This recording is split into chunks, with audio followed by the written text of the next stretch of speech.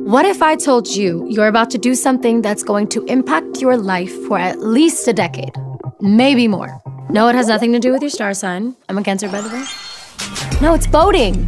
The outcome of this year's midterm election will play a huge role in how the next 2 years of Donald Trump's presidency play out. And it could affect political races for the next 10 years. This is basically the election of the decade. Let's break it down. If the GOP wins the majority vote in the midterms, they'll likely support the president on things like repealing Obamacare, making permanent tax cuts for individuals, and spending cuts on welfare, food stamps, and Social Security. If Democrats win, it could lead to more investigations into the Trump administration, more pushback on the people he appoints, and more bills on progressive issues like the expansion of healthcare.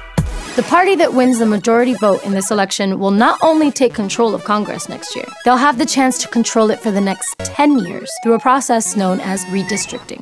All right, stick with me for a second, okay? This is a little bit complicated, but I swear it's worth it. I'll show you a cute puppy at the end. Redistricting is when states redraw their voter maps after the population has been counted in the census. And while every state has their own way of doing it, it's usually influenced by these people and approved by this person. Since the next census comes out in 2020, redistricting will take place in 2021, which means this is the year we are electing the people who will redraw the maps for the next 10 years, all the way through 2030. Redistricting has become a contested issue for the last 2 decades, with members from both major political parties criticizing the current process as being a gateway for gerrymandering. And no, this is not a weird thing from Urban Dictionary.